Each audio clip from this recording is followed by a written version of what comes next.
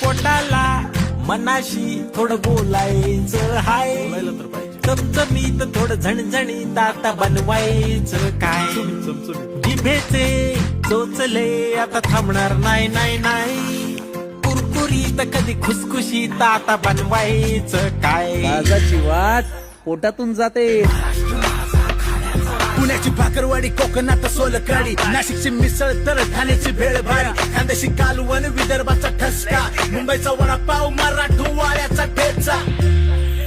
प्रेमाने जोडीने पदार्थ बनवत राहू, आठवणींनी नात्यांना जगण्या रंगत देऊ.